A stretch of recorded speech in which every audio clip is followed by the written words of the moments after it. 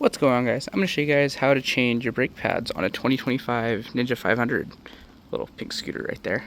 So all you really need for this is a couple Allen keys. I think it was, oh, these have sizes on them. You need a 6 and a 5. Or is that a 3? Pretty sure it's a 5, because why would it go 6, 3? Anyways, so, anyways, yeah, these two right here, and then you need a brake pad, reset, whatever it's called, or a flathead screwdriver, some brake lube, brake cleaner if your brakes are dirty. Mine are, kinda. And brake pads. I don't remember which is which. One is for the front, one is for the back, but I'm only going to do the back for today because the front ones are still fine. You see the back ones. Yeah, if your brake pads look like that, change them. I took a little too long for this one. And I also have a GoPro on my head too, so I'm going to see how that goes with this to make it a little easier, because doing this one hand might not be the smartest choice. So let me switch. Alright, so my GoPro should be working, but I'm gonna do a combination of my phone and the camera just so you guys can see, so I can make sure that these bolts are shown. So yeah, like I said, all you'd really need is 2 Allen keys, I'm pretty sure, and then with the other ones you need some sockets, but the rear one's pretty easy.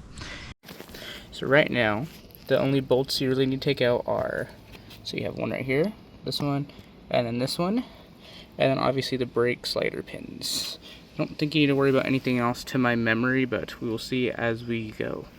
But I am 99% sure that's all we need.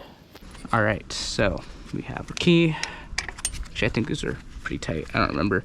I remember when I first did them, they were super tightened, but I think I loosened them. Or not. They're also at the most annoying angle, because this little thing right here.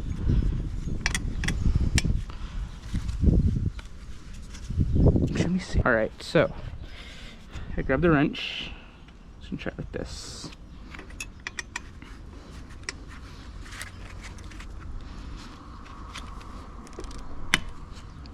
There we go. Broke that one free. You can remove it. Set it right there off to the side. Do the same for this one. There we go.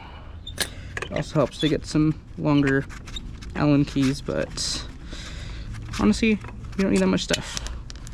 So next to the other one, the brake pad should just come right off. Here we are. So next step would be to remove the pins. Honestly, it probably would have been smarter to loosen them while the brake pads were still on, but yeah. There we go. Mine are kind of loosened because, like I said, I've done this on this bike before, but I remember the factory ones were super tight. Like, I had to put the caliper back on to break it free with a wrench or two. And they also didn't have any grease on them. I'm pretty sure they were supposed to have grease, but I don't know why they didn't have from factory.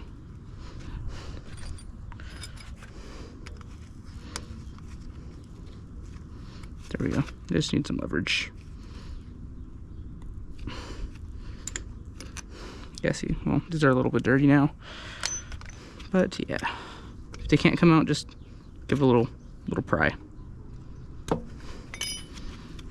Also helps if you're not wearing gloves, but my finger's kind of messed up right now, so I don't really have a choice. There we go. And they should fall out. Just like that. Wow, these are really worn. Look at these. Well, I mean, yeah, they're bad. Now it's time to figure out which ones they were a part of. I think it's these. They really don't say. So I'm using Caltrick brake pads. They're not the best. There are definitely better options out there, but I mean, for 20 bucks for both sets, not bad. Actually, I paid 13. But they don't last as long as OEM. The original one lasted probably maybe like 8 to 9 months, probably even a year. So I got this bike back in February. And then the new ones only lasted probably like 4 or 5 months, maybe 4. But yeah, look at that. It's crazy. So now we need to compress the brake piston. Let's see. The brake pad. Shoot, it didn't work with this. I don't even know. Because I always go to this, but I think sometimes it just doesn't work. And then I would just use a screwdriver. But hey, it's what you do.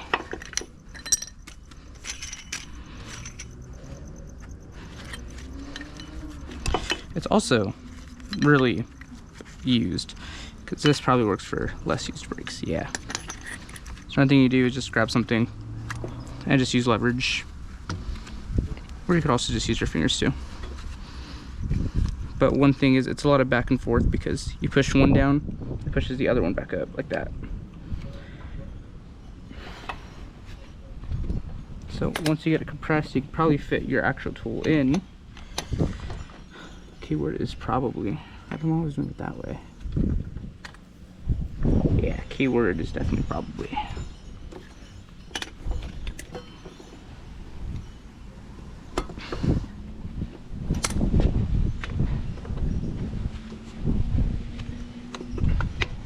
There we go.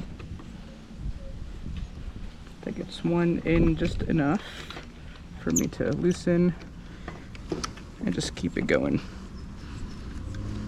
Just like that. It's kind of a pain sometimes, but honestly it's not too bad. Getting out though, that might be a pain. Yeah. In fact, getting out is a pain. Okay, anyways, cutting back, because I have no idea what happened. I don't even know this pulled out.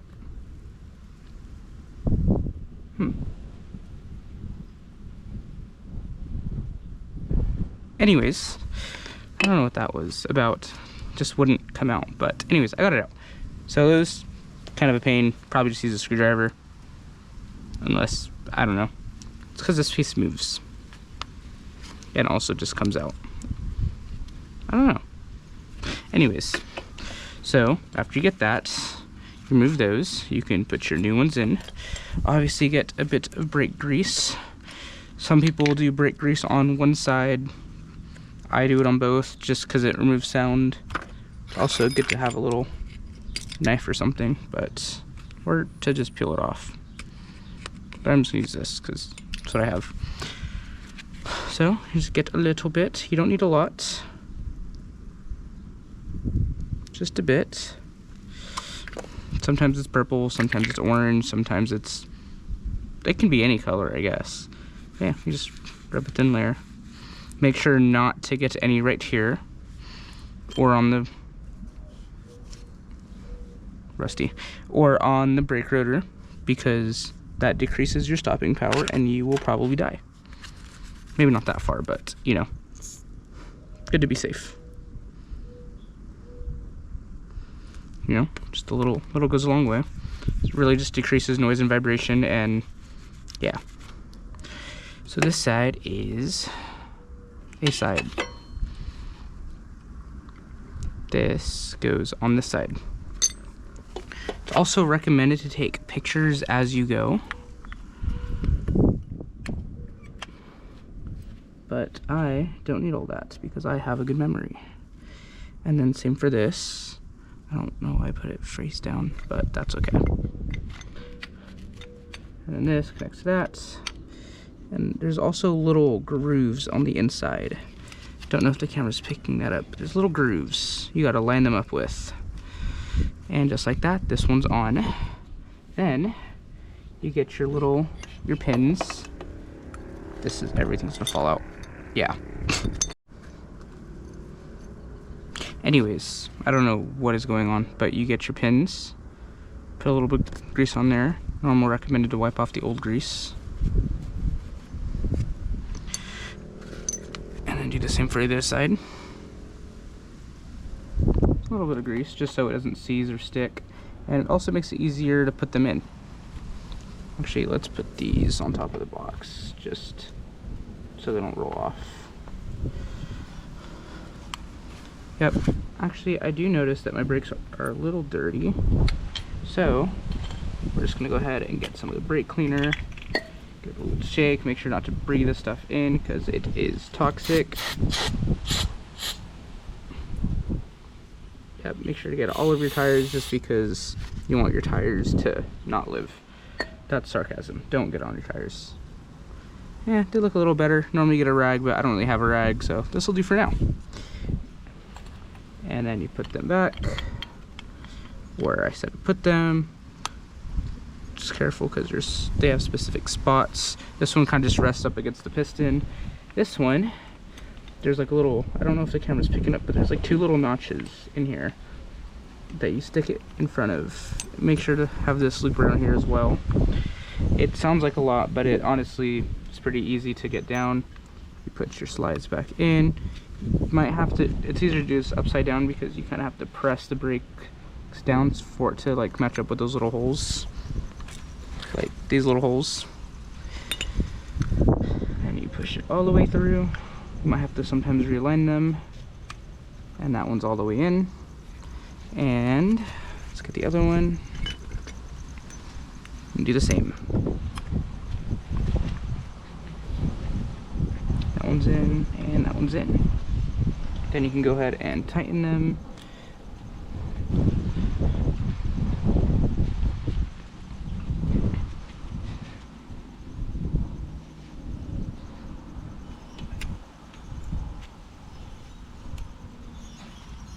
It is getting really windy.